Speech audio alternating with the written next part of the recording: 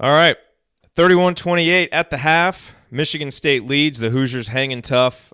Really impressed with the way that Indiana ended the half. Michigan State took that 29-24 lead into the under 4-minute timeout. And, it really kind of felt like that was a big stretch there for Indiana, to try and stay right there, stay right in the game. And they did. Indiana wins that final segment 4-2.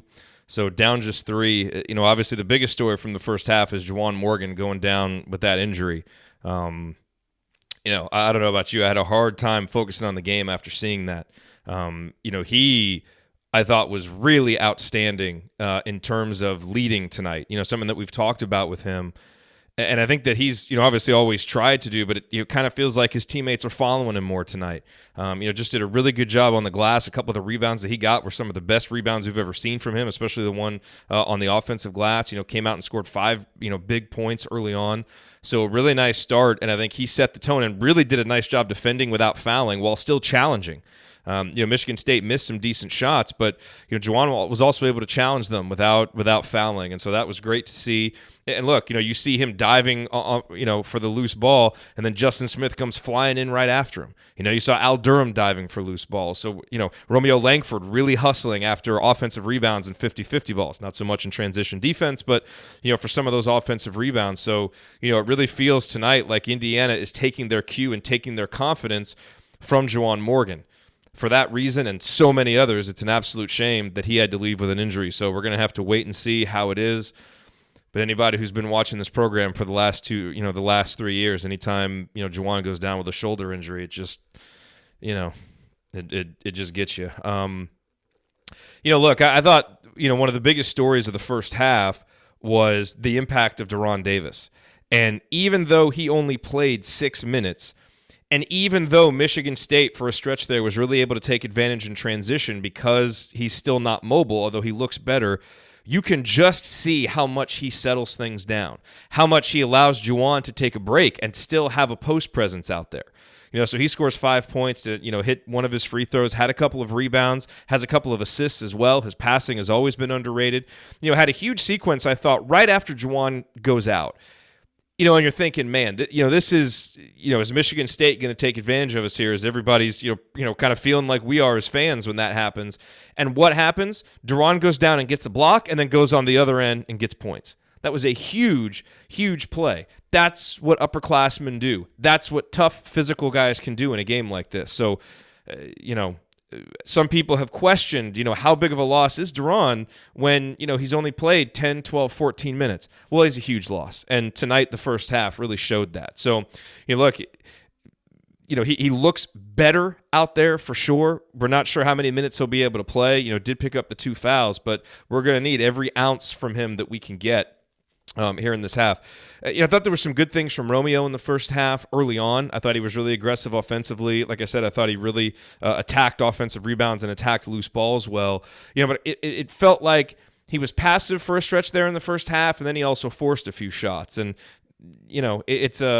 it's kind of that happy medium he has to strike, and the team also has to, get him involved a little bit, but only 2 for 9. He's got to stay aggressive, especially with Juwan out. He's going to have to be aggressive, draw fouls, get to the free throw line if we're going to have a shot in this one. Has a couple of assists too, which is nice to see. Justin Smith, something to really look for. He's had 2 really strong finishes down low. Both of those finishes have come when he was already in position on the block and his teammates found him.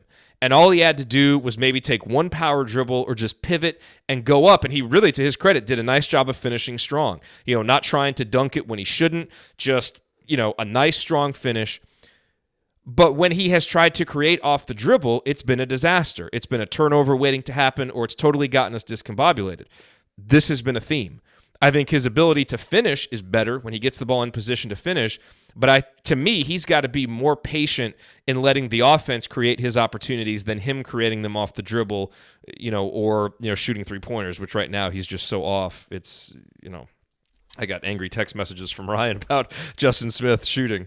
So, that was nice to see, at least from an offensive standpoint. And obviously, I was really impressed with what Jake Forrester did while he was in there for his minutes. He missed 2 really good looks on 2 straight possessions, didn't hang his head, and the next time he got an opportunity was just like, screw it, I'm going to dunk it.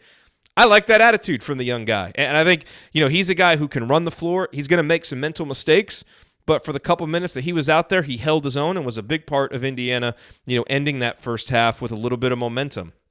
Look, obviously a lot to like. Indiana 5 of 18 on layups today.